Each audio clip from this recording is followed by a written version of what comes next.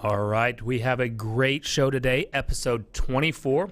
We're going to have Kathleen Black on, and we're going to really dive deep into the inside sales department division, where she's helping top teams get to over 60% closure or face-to-face appointment rates with helping train their ISA departments. And we're going to get with Kathleen right now.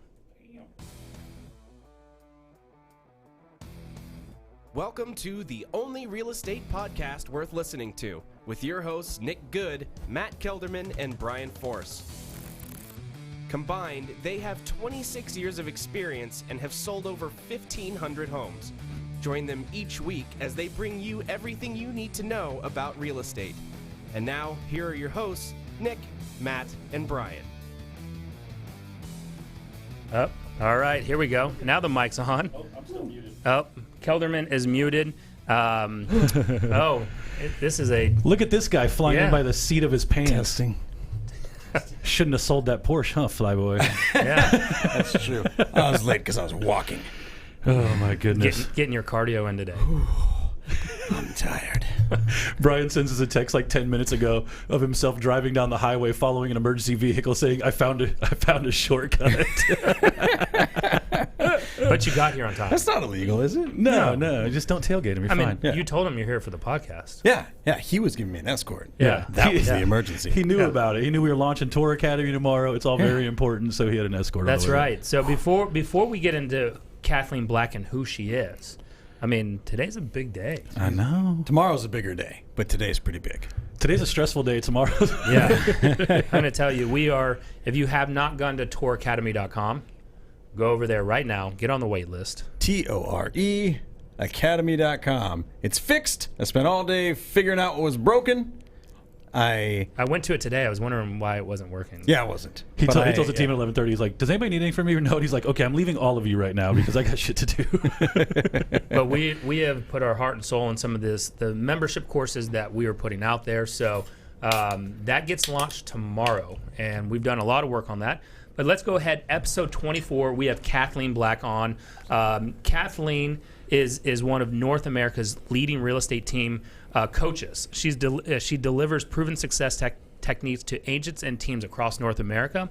And I'm not going to read the rest of this bio because what I'm really interested in is that she's been able to help teams build out their inside sales division departments and get that thing profitable. So Kathleen, welcome.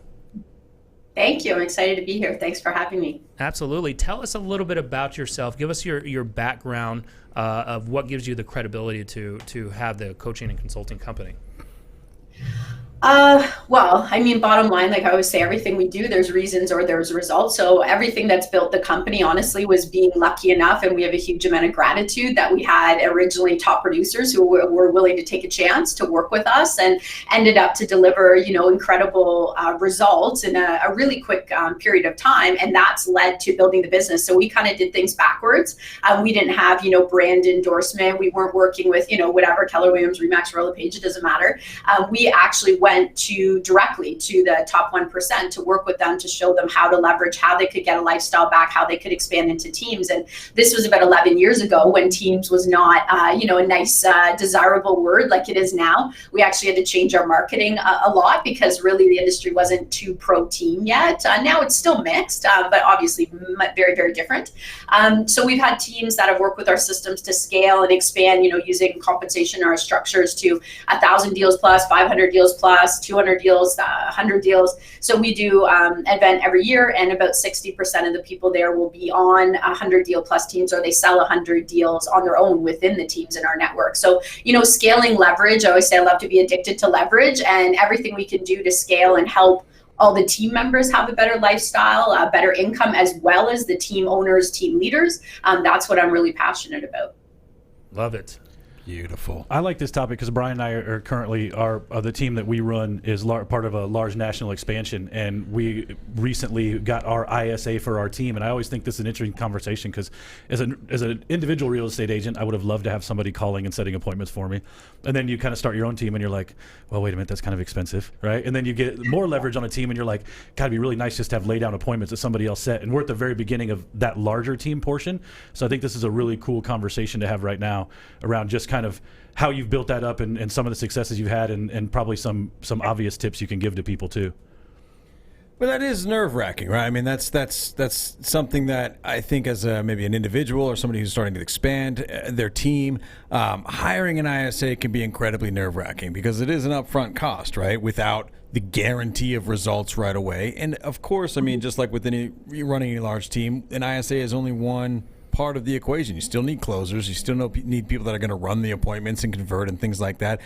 What advice do you have if I'm looking to hire my first ISA and I am just terrified, right? What advice can you give me about finding talent, finding the right fit, and pulling the trigger so I can get into that expansion component of my team without worrying about the huge overhead that can sometimes come with it? Yeah, I mean, I think there's lots of components. I mean, inside sales is like anything else. People sometimes try to kind of, throw whatever against the wall, see if it sticks. And I mean, it's the same with administration, ISA, it's the same with hiring and recruitment. So, you don't build the 10th floor until you've built all the floors leading up to it. And often what I find is there isn't a strong enough foundation. So I would say, it's the same idea as if you hire an unlicensed administrator and you don't have the processes, you don't have the systems, you don't know what to train them on, let alone know like a baseline of what's possible. It's going to be really messy because you're trying to learn how to hire the right person and how to create the systems and then train them. Like you're trying to do three things at once, which is very messy, very stressful, and for some it's almost impossible because they're not used to managing people in that way, right? Like in an employee environment. So inside sales for me, the biggest, most important thing is that you actually have a strategy that supports it. So we don't support inside sales for, teams outside that don't use in our model, that don't have any of the core systems, right? Like they have a strong buyer system. They're leveraging out unlicensed activities. They have enough agents to support paying an inside sales where two things, the inside sales can actually be profitable, can be motivated, can be excited, right? That they actually can make some decent money here. And the team can be highly profitable because they have enough people who are going to be fed by these appointments, but also who are kind of machines when it comes to converting them. We've had people, all the time will talk to me, say, hey, we're converting at here. We're doing really well. Well, you don't know what you don't know, right? Like mastery lies in the nuances. So for a team to be profitable and bring in inside sales, like we definitely have to have a formula that's going to give us a return on our investment. And I've had people come in and go, hey, I'm, converting at whatever, it doesn't matter. Like I'm converting 10% of my leads to appointments. I think we're doing great. I don't think we need any training. I'm going on our top months, like our ISA, and mind you, this is over a 12-month average, but our top months ever, the ISA will convert anywhere from 29 to 32% into appointments. Some will no-show, all that stuff, reschedule, of course, right? That all comes into the equation, but you want to know your baselines. Like one of the most successful things that I find I can do to support people when they're building their business is find what the best do. Model the best, forget the rest. If you don't know what the best do, you might be operating at 25% of capacity, think it doesn't work, throw your inside sales out the window. And it might be something where if you implement it at the right time, it's going to actually catapult your business. And it's a huge value add, right? Like for recruitment, I've been an agent on a team who had inside sales. My first month in the real estate business, I signed 13 buyer contracts. When I stopped selling, I had 86 signed, active, not expired at that time. So I think, the vision of what teams can do and the volume and capacity we're capable of, it's very different. I think we're only touching the tip of the iceberg with what will happen with teams, and inside sales it magnifies it, right? Absolutely. So what I think I'm hearing is don't make the fatal mistake that I think a lot of agents make, which is say you're an individual agent, you're on track to do 50 units as an individual. Great, right? But you are the entire business. You have no leverage, no support, all that stuff, and you are just so burnt out. You're going, man, wouldn't it be amazing if I didn't have to do all this other stuff? Why don't I hire an ISA so they can do all my calling and sell the appointments while I screw around and manage my own transactions and do my own marketing and build my own website and manage my own Facebook page and do all that stuff all day? That's going to make my business better, right? If you're still doing things that don't make you money, leverage those out. You need systems, you need infrastructure, you need help so that you can do the things that got you to 50 deals a year, right? Which is calling, setting appointments, going on appointments, and things that make you money. Then once those systems are in place, now you leverage an ISA to help you do more of the things that make you money. Yeah, like think in just anything we've been through in life, right? To be top 1% of something, let alone, top 5%, top 10%, what does it take to get there? Like, you're not creating the wheel as you go and being like totally burnt out selling somewhere else. Like, it doesn't allow us to get to that place. Like, what we find is the environment, the team, the strength of the foundation, the core, the ecosystem, whatever word you want to use, right? Like, top performance teams are built that the environment is going to influence the person even more than their natural talents will. So, we hear it all the time. You take somebody who's like a little bit below average and even natural sales capabilities, you put them in like a strong performance environment, they'll outperform somebody who has average talent sales capabilities, right? Because what they see as possible is just so different.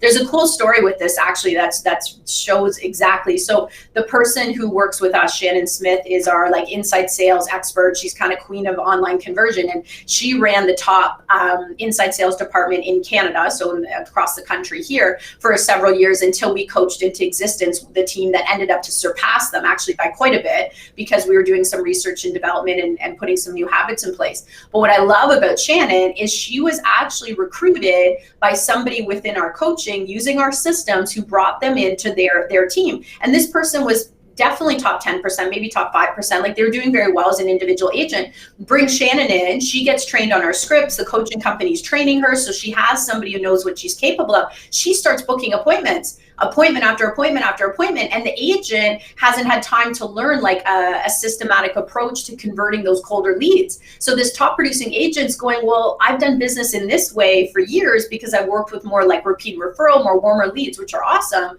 but it's such a different approach. Like, all of our approaches are designed to convert for the coldest lead all the way up to the warmest. So the systems just for warm leads are a little bit different. So what ended up to happen was they said, you know what, like, Shannon's so phenomenal. She's a superstar. Like, you guys trained her, she's in your systems. Can she go and work in the inside sales department at your team? And then over years, she ended up to manage it, help me with coaching the other one that ended up to surpass their team. And now she's inside sales expert with us. But I think it's such a cool story because she's a superstar, right? But the agent was just going like, I can't keep up with this, and I'm not getting the results that I know I should be getting. Like, she's surpassing every expectation I could have had. So the environment just wasn't strong enough to support the inside sales position. Wow, exactly. I think that's a mistake a lot of us make. We talked last week in our episode about starting a team and getting ahead. I mean, Brian already talked about it, getting ahead of yourself. Agents become lead monsters, right? And they just think that's all they want. All they need is more leads, and leads will solve all of their problems. And that's very rare. That's all we talk about on this show is long-term nurturing, following up with people, having a proper CRM, and staying in relationship with people through the long term. And I think just too many agents are just trying to squeeze just any kind of drop of anything out of every stinking lead, instead of recognizing that, hey, 4 out of these 100 are probably good. The rest of them you're going to have to nurture into something else, right? I think that's cool. We have a guy on our team who calls, who does Marquis call? Like, kind of like probate and some other, he calls all kinds of stuff, right? But I've always wondered what it's like to be in the room with like a really high, like in a room like what they have, where there's just phone calls going out. Because my experience with ISAs, they get a pickup every 20 minutes, and it's a short conversation, and they do or don't get the appointment, right? And it's just like, I'm like, I feel like you should be on the phone nonstop if all you're doing is calling these 12,000 leads all day, right? Just number after number after number. And Ben Affleck and Vin Diesel are there. Yeah, I know. That's always my experience with them. I'm like, I want to see that going on in the corner. I was talking about the movie Boiler Room for those of you that haven't seen it. Yeah, exactly. Yeah, but all kidding aside, like, you're kind of right. It is that hyper intensity. Like, what we found is it's 2-hour blocks, right? Like, we can call really hyper intensely for 2 hours, take a short break, another 2 hours, take maybe, like a half an hour lunch break, and 2 hours and you're done. And then certain days they have training, they have meetings, things like that. But we set goals for, how many dials per hour. They'll go down, obviously, if they talk to more people and they book more appointments. But the number of dials they're able to do, and they're not using dialers, is quite phenomenal. Like, you're exactly right. Like, it's literally one call to the next. And our databases are set up in such a way that they 100% trust them. So they know, like, I don't need to read through pages of notes. I don't need to prep. I don't need to go in the system and see, oh my goodness, what type of house was this person looking at? What pictures did they click? Who cares, right? Like, it's all a numbers game. And if we kind of adopt the mentality that there's always a cost of doing business, right? Online leads 50%. Yeah, you're not going to have a phone number. It's going to be wrong. The email's not going to work. Yeah, that's cost of doing business. We focus on the opportunities that we can make. Go ahead. No, you are a gold mine of things that I want to touch on just every time that you say anything. So, but first, you just said something real quick. you guys don't use dialers. That's where I was going. Yeah. Yep. We have been back and forth on this on our team. I think Nick has too. We've talked about it on here. Don't use dialers. Why? So, okay, so I'm going to preface it.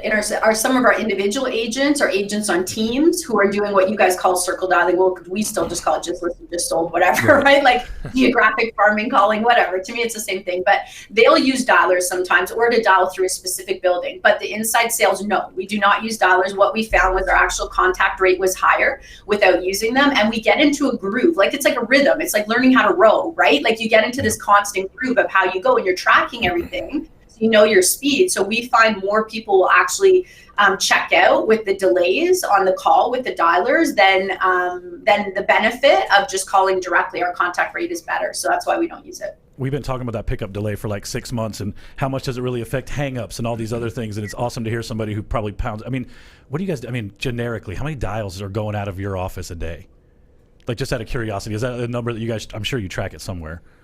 Well, we try, it's not just it's any of the inside sales departments across our network. We track all of it, right? So we know the baseline, but we aim like our goal and we aim for this. But again, remember, if they have higher contacts, their attempt rate's going to go down. If they're booking more appointments, their attempt rate's going to go down. Like we're watching all those metrics. Like I can look at them in 2 seconds and go, okay, what's off and whatnot. But our aim is 50 dials per hour. That's what we aim for. I definitely in our network had people in inside sales hit like 48, even as an average over an entire week, which was awesome, and be booking appointments. But typically if they're actually booking a lot, we end up hovering somewhere in that like 29 to 38, depending for an overall average for the week, which is like a good inside sales. Like we're not talking about somebody new getting their feet wet. Like they're in a rhythm. They're superstars at what they do. Yeah, but that's waiting for the phone to, I mean, I assume it works the same as a regular phone call, right? Are you waiting for it to ring through and drop in voicemails? Like, because on a dialer, we're just dumping in messages, right?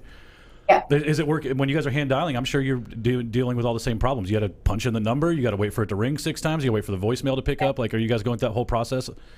And see, this is the whole thing, right? Like, so this is how you can end up to build so much quicker, because if you have all of this data already there, right, we can say, hey, we already know the data, so we're going to build this piece and then this piece and then this piece. So I'm going to give you all my secrets. But essentially, yeah, like we have very specific times that we use voicemail. Well, I think the cool thing about that, and I definitely don't want you to give anything away, where I was going with that is agents listen to what she's saying. 50 numbers an hour hand dialing. Like, quit being bitches about doing 100 dials a whole day. These people are doing 50, even at 30 in an hour. You're still talking about 250, 300 dials, in a good day. And if you're a new agent, doesn't have anything else going on, I mean, what else do you have to do? And right? the 20 to 30 is when they're actually getting appointments booked, right? Because you're talking to them and your talk time's up versus if you're dialing 50 an hour, that's almost you're not getting any answers more than likely. I mean, and that's the whole thing. Well, I've had people at 48 and book. Yeah, nice. Sorry. Nice. Yeah, no, we've had, as team leaders and stuff, we've all had our fair share of experiences with team members and agents and people that we've either been advising or people that work with us, just that they need the new shiny thing. They need the new dialer. They need the triple dialer. They need the quadruple dialer. They need they need to find a way to just be in your living room when you wake up. Like, they need all the shiny toys. And, you're saying the cream of the crop, the people that do this at the highest levels, they're just picking up the phone and punching in numbers. Like, just do it, man. Just do it. You don't need all the fancy technology. Well, and they have a bullseye, right? So we're high on mastery and intention. So we want to make sure anybody that we train, they have a high level of mastery on how they're approaching their calls, so that they're not focused on what do I say or how do I not be pushy. The minute agents are second guessing and they're in their head, you're already out of the game, right? Like, you're not connecting with people. Yep. It's either you're thinking about a script, or if you're thinking about what to say, or you're thinking about second guessing if you said the right thing, or if they're upset, or if you shouldn't do this. Either of those are just not going to work. So we work really hard to go, hey, like, what can we do to help support the language? So when you're on the call, all you're focusing on, like 99% of your energy is on the tonality, the keywords the person's using, or the old school, like rapport, mirrored matching. It's really important. Like, our people get trained on personality profiling to adapt on the phone. There's a high need for like elevated communication skills. So if we don't have the basic script stuff, like, it's going to be a bit of a train wreck. So let's look into personality types within the callers themselves. What what do you guys look for when you're advising your coaching clients, and then take us through what baseline numbers you guys like to look after when hiring that first ISA or multiple ISAs? Yeah, so we use our system is DISC. So a lot of people probably know we use DISC personality profiling for all of our recruitment and hiring for all of the different roles on the team. So we have like an ideal profile for each one. So inside sales is kind of interesting. Like Shannon Smith, who I brought up, she is a higher D, like a high D and a much lower S or a little bit of I. She's not your typical inside sales. The reason it worked for her was like she was brought onto a team where there was no other inside sales. So she could kind of run her show, right? And then she went to another team where over a couple of years, she started to manage that department. So her type of profile, for example, you wouldn't typically recruit / hire, because it's kind of a mix with inside sales. You wouldn't typically bring somebody with her profile if you already had, an inside sales manager, you already had 4 really strong people, because it would be hard to retain those strong personalities, and they like to dominate. They're just good at it, right? So I mean, Shannon here still runs our sales department, even as a coaching company, because she just kills at it. She loves it, and she has all that experience with inside sales. But your typical inside sales, what we're usually looking for is sometimes a combination like mid-level I with a secondary potentially S, but I always really want a little bit of D. The really high I, right, is going to be good at connecting, but their average attempts are going to be much lower than a D. The D is going to kill it, and their dial rate will be really strong, but they'll also bulldoze over the majority of the people they talk to for like the first 2 months. So no matter what we do for training with a D, they're like, no, I booked the appointment, but I'm sure we can all guess what happens. There are no shows like the roof. And they won't listen because they're a D. If they're a high D, don't take offense, a high D, they won't listen until their results aren't there. But the minute the results aren't there, they're like, what's going on? I'm getting all these no-shows. It's like, oh, okay, let's go and soften your conversation and actually connect with people and talk to them, because you can't just force them to come into the office on the phone. So, mid-level, a little bit of D is great. Too high of I can be problematic again for the length of time on the phones. S's can be good with a mix. The S is really good at follow-up, right? So your DI or your D combination with I are going to be better at booking the initial, like newer leads, newer opportunities. Your S's are definitely going to be better by landslide and nurturing the follow-ups and not dropping those people if they're trained well. Because the other side of the S is going, I don't want to bother anyone. I don't want anyone calling me at home. So why would I want to call anybody at home? We don't touch C in ISA. It's very difficult. Like the precision and the kind of cold system approach with the C is very difficult. We haven't had success with that. But typically an IS mix is great, or an I with a little bit of D. Like I said, it's just my personal preference for a little bit of D.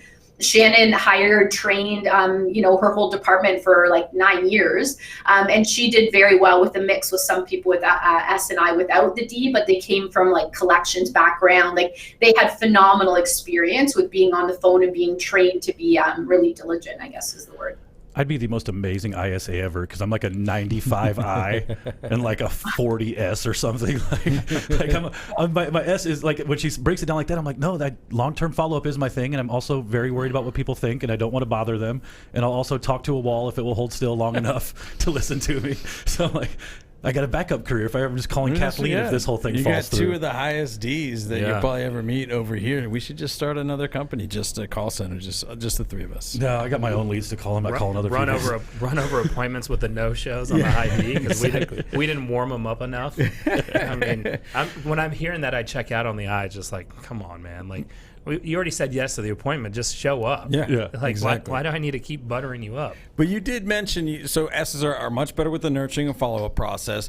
I assume that obviously there's a lot of value that needs to be brought in the nurturing and follow-up process. Are all your ISAs licensed, or what type of thing? What sort of conversations are they having during the follow-up process? Okay, so there's 2 separate questions there. So for us, like it's a little bit different. I think for some of our clients in some of the states in the U.S. versus Canada. We're located in Ontario, so where we are, they're very, very straightforward that yes, your inside sales need to be licensed if they're saying anything that involves, language to trade in real estate. Right. They've made major examples of teams who have inside sales. So I have to be very careful about that. I mean, do people hire people, train them, and modify their language heavily and then get them licensed later? Yes. The pool for licensed people for inside sales can sometimes be small depending on the market. So like I said, we found people with experience with collections or telemarketing can be amazing. If you're in your state or province, it's reasonable to get them licensed. We're finding our process to get an agent license is just kept becoming more expensive, longer, more intensive, which is a little bit tricky. So do lots of people bring them on and modify their language? Yes, but I'd say, be very, very careful. Make sure that you know what you're allowed to do there, because any of the big like mega teams, yeah, we're getting them licensed for sure. I like what Arthur just threw out in the comment section. He's dead on. I knew him when he was, one of y'all's ISAs and getting grown up, and I think he was doing it for another team in our office for a long time. And he's a perfect example of somebody who just took that opportunity of getting his ass kicked and just grew into what is now a pretty awesome agent who really gets a lot of stuff done. I think it's cool when people stick it out like Arthur did. Well, what I liked about, Arthur was my ISA for, I think he was, the 8 months he's talking about was with the Good Home team before he transitioned into an agent.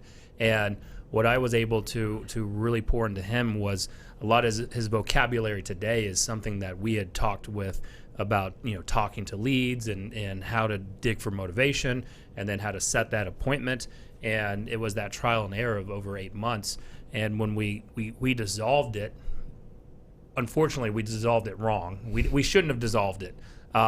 It was actually very profitable for us. But looking back, for him, it was a great move. He's transitioned to an amazing agent. So, Kathleen, do you see that a lot with your teams as well, as that can be a breeding ground for, your up-and-coming agents as well? There at certain phases, like a while ago, I say 6 or 7 years ago, we had a lot of teams that was happening for in our network. We really moved away from it just because of the level of training it requires to get somebody up and strong on inside sales. And once they're rocking it, like they're so valuable to the team. So we do find like there's slight differences, right? Somebody wants to be in inside sales typically doesn't really want to have the hours and the exposure to risk and the lifestyle that a field agent or an outside agent, whatever, term, not sales agent, would have. But yeah, we used to have it. Some of them will still do it to support people, again, like training them, getting them licensed, and then eventually say, hey, once we get you up to this level, or once the team is, this strong and we have another inside sales, we can transition you out. So kind of using it like to help build the big team vision. But I'd say it depends. Like the other department that I know Shannon was with, they weren't as encouraging for that. It was specifically looking for people who wanted to stay and build in inside sales and actually building a culture and incentives and momentum where they were excited to be there, right? So like tapping into their motivation, because like I'd say when we were first doing this, turnover can be really high with inside sales. It still can be, but often it's because they're just in a room, like calling all day. And if they're high I, they don't want to be in a room, right? They want to be talking to people. So it's getting into a sense of, okay, what's that perfect personality style? How do we motivate? How do we integrate and like connect them with the whole team culture and really cheer them on? So it's fun. So they like being there and include them, right? Because sometimes the admin side, the team support side, and the inside sales can feel kind of excluded because everything that some of the teams do is all about the sales agents. So we found it a little bit easier to retain, kind of tapping into like their environment, their motivation. Perfect. And then let's talk about some baseline numbers, right? So we're getting our we've found our mid-level I with some S in there. And let's talk about baseline numbers. And then, what when we talked last week or the week before, that really intrigued me was not just the ISA department, but a lot of these top teams you're coaching, 60% of their appointments are coming from online leads. And correct me if I'm wrong on that. That's what I have written down. But let's talk about baseline, and then let's go into the online leads, because I know that to a lot of people, that's not very profitable for them. Yeah, and there's two numbers there. So like the top teams, like for inside sales, 60% of their actual deals will come from inside sales department, and both of those inside sales department are running from online leads specifically. But then there's also teams where 50-60% of their business still comes from online opportunities, 100%, but it's not necessarily inside sales, right? Maybe they're not big, they haven't expanded to that level yet. Perfect. So let's talk about let's dive deep on just the baseline numbers and those online leads, right? So because I know and let's just assume that they're just they don't have the ISA department yet, because if you're an agent, you're the ISA. Yeah. Yep. Right? So you got to treat yourself like you would hire an ISA, in my opinion, and hold yourself accountable to baseline numbers and how you should work to convert. If you're going to buy leads and spend money on it, you definitely want to get a return on that investment.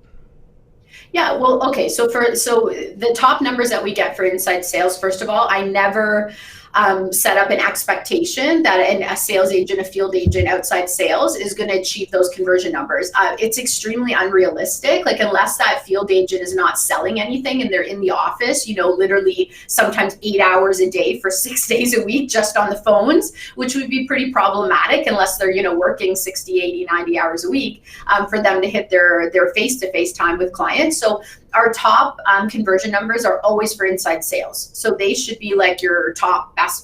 So like I said, our best month with inside sales would be converting lead to appointment. So we do focus on the lead to deal, but not as much as a lot of events we go to. Like, a lot of people are always asking us lead to deal. Yeah, we look at it, but the biggest thing is actually breaking down all the steps, right? So we want to track all the kind of micro steps so that we win the macro big picture. And that's been really successful for us, because with teams, it's all about taking all the little pieces so we can leverage and we can scale. So we can, take an agent and say, hey, you're going to do 25 of the typical things out of 100 that an average solo agent is going to do in reference to a buyer transaction or a listing transaction. So we're going to focus all of our energy just on those 25 things to make you like a superstar with those things. So if we focus all our energy, put all that training in, and we can't get you up to like minimum conversion numbers, we're going to try to support you. We're going to try to retrain you. In our system, we estimate minimum like $20,000 to $25,000.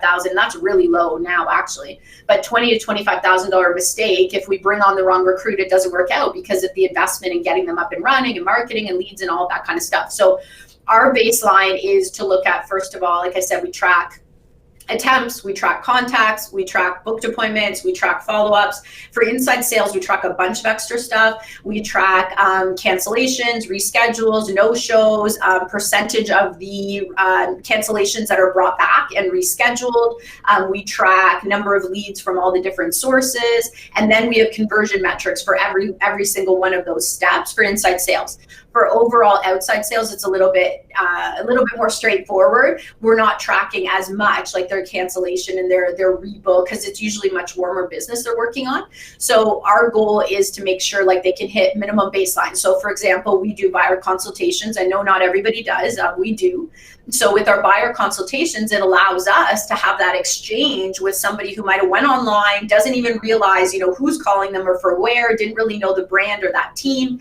And now they're meeting an agent face to face who's not even the same person they spoke with. The buyer consultation allows us to meet people where they're at in this, internet era. And I say it that way, like internet era is not new, but a lot of the training that we still see being used in a lot of the brokerages is pre-internet era systems and formulas and results, which is really difficult because people are looking for different things now. So we have that consultation, and our baseline is somebody newly trained on that consultation, whether they book their own face-to-face appointment or inside sales does, we do get them up to 80% conversion for anybody who's sitting across the table. Our top people will do 98%. So essentially it becomes like, if somebody meets me in the office, I'm going to do such a good job educating them, creating a massive amount of value, creating like a certain state of mind and emotional response, just like a great listing presentation, that they're going to want to work with me to help them research, to help them with the process.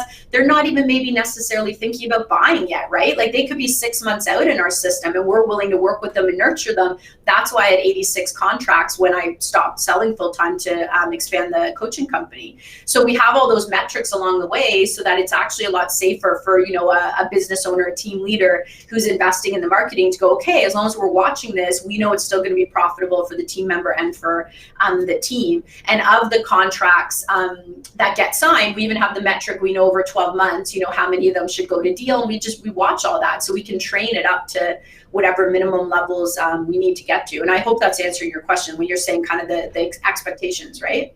Right.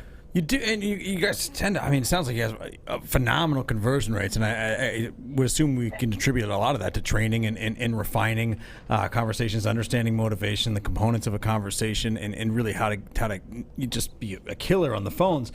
Why is it that you think, online lead conversion for I think a lot of people is something where you can generate a lot of leads cheap, but for most agents, it's probably one of their lowest converting sources, right? Why do most agents have such a difficult time consistently converting online leads? Well, you know what? There can be so many reasons for that. Like if you're really high I personality, you're probably a natural networker. So your natural unique abilities and talents lie in a completely opposite spectrum, right? Of the online leads. The online leads are more logical. They're looking for process. They're looking for analysis. They want your wisdom, your experience. Like they want somebody to guide them. That's very different than that warm, fuzzy feeling of why people refer somebody. So often, you know, the I personalities actually have the biggest trouble, I should say, just to be careful, trouble converting to like an ISA model, because they keep trying to create that rapport, and the person in front of them is just like, I didn't come here to be friends with you. Like I came here because I thought you were going to help me with the process and information. So it can depend. I think the other reason can be that you have so much warmer business, like coming in from a website, ad call, sign call, whatever it is, right? Whatever's already working for you, that they're right. Like your time investment to nurture online leads certainly is there. And if you have other warmer business, you're probably not going to work with it. But in the team model, we know if we want to scale a team, I can't just rely on repeat and referral. Like if I have somebody coming to me, like one of our literal examples was they had 27 resale deals a year. 4.5 years later, they're doing 550 deals. I think the easy math, we know there's no way we could have helped them scale that team just with the 5% year over year, maybe 10% repeat and referral. We had to maximize their database.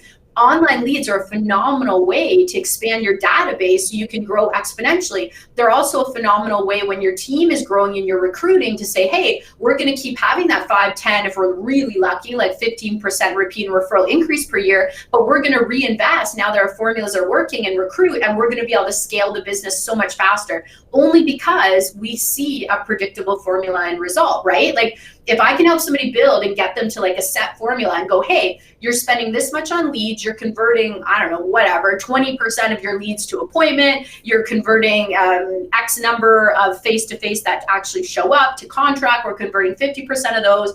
This is what you're spending, this is what you're getting back. Let's say you recruit somebody and they're 15% less conversion than you. Let's say no matter what we do with training, they're just not quite as good with you. Let's run the numbers. Are you willing to take that little bit of a risk for the 10 to 15% if you can still get a return?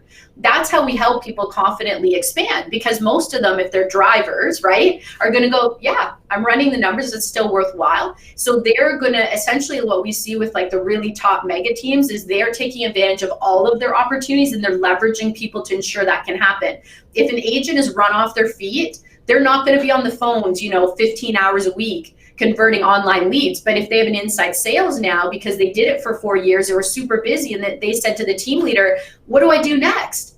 Right? Like I'm working as much as I can, either I have a family or I have a life or I want to travel, whatever, right? I want to go outside and not like without being with a client every second. And they're like, what's next? Like, I don't see how I can make any more money unless the market goes up if I'm on a split. And that's where the smart, in my opinion, business owner, team leader, whether it's real estate or any other sales industry, is going to go, okay, how can I help you leverage to make more money in less time without paying a higher cost per deal? How can I do that? Well, I can do it with license support. I can do it with training opportunities like mentorship, and I can do it very, very well with inside sales with an agent who appreciates what it takes to create those appointments. And that's where you got that magic. Because now that agent is like busy with the warm leads, and now they have the time they used to spend on the phone, and boom, it's being booked for them, right? So I hope I answered your question. I know I go off on tangents, but I get excited. I love working with teams to kind of scale and leverage like this. Tell me if I answered. No, you're doing great. I mean, we've only got about 5 minutes left, but I love that we're talking about this, because part of what we always discuss on the show, especially when advising newer agents or agents who are trying to grow their business, is all of this happens in chunks, right? Like what you're talking about is it's not something that you just bolt on as a new agent. This is something that comes over time when you're looking at your business in 15% percentage returns, right? Like when you're really running a real business and you're looking for ways to add profit, to buy time back, because of course that's what we're all doing, right? Because we can't just quit our jobs and just not work. So we have to work extra to buy back the time we'd have if we could just all quit our jobs. And this conversation just fits in perfectly, especially with the episode from last week about how important it is to grow your business in thoughtful, planned out, and incremental ways, and not jump. Oh, I got cut off. Derek. Oh, I'm so good. Okay, I just couldn't hear myself. But not getting like completely cut off, like my mic is, but just cutting yourself off from profits because you're doing a bunch of stupid crap because you're just jumping around in your business. Yeah, I think I listened to I think it was the last episode you guys had, and I love the conversation about you have to earn your right to leave the room. You might have said it slightly differently. But I really, really love that, because that's like, if I'm learning a system, I only know it to 25%, and now I train it to somebody else, I'm lucky if I get them to 15%. People go, maybe 22. No way. Right? You have 25% of the original. So you're exactly right. Like it's learning things to a mastery level, and knowing what the conversions are at all steps is really what is built for us, very quickly scaling teams and taking educated risk. I talk all the time about risk because all entrepreneurs are risk takers, right? They see opportunities and they get excited by it. Like, how can I use this risk to expand in ways that other people wouldn't? But it's an educated risk. It's never just like throwing something completely against the wall. And the other side of it is a lot of the individual agents we work with, they're still so stuck in that self-employed mindset that they're still in the GCI world, right? Like, this is what I make gross commission income. So they don't even see the fact that they're starving their own business growth, because they don't even know the percentages of reinvestment, because they're like, well, I'm not a team, I'm just on my own. So they confuse the GCI for income. And that's one of the quickest ways you're going to cap your business. Whether you're an individual agent or you're working with a team, you can step into business owner mindset. You can actually look at what you're making and what you can reinvest, like you said, to buy time back, to buy lifestyle, health, energy, also money.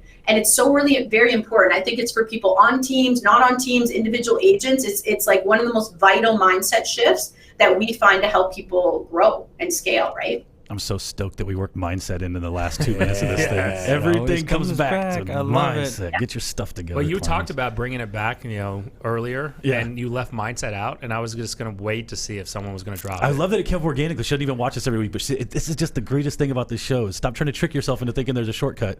Get your mind right, and you will end up finding a lot more success than you would if you're just sitting around waiting for something to fall in your lap.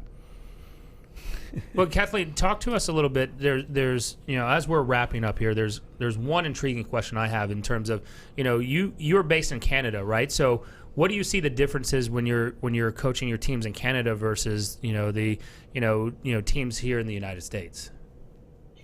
I don't really, you have a few extra steps after the deal goes firm where we're not as much involved. Like, I did extensive training in Manhattan, and initially, to be honest, when they first said, hey, we want you to come to Manhattan because our MLS system is a little bit, well, it's not an MLS system, first of all, at that time, but it's open, right? So they're going, you don't have the exclusive agreement with the listing or the seller, you don't have the exclusive agreement with the buyer, and you're trying to kind of match both people to get the deal. So initially I was like, oh my goodness, why are they bringing me from Toronto there? And what was really interesting, we discovered a couple of things. Number one, our system is really specialized at giving value to get exclusivity. And that's end of the day, the number one reason that they brought me in.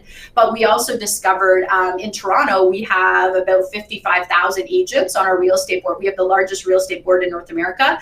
Our number of sales percentage-wise went up over 5 years, 18%. Our number of agents went up 35%. We actually have more competition for transactions in Toronto than Manhattan. They have way more money, way more money. We have more competition for transactions. So to be, have these teams and compete, we have to be very, very strong. So we've actually found our coaching company has grown organically into the US, which I love.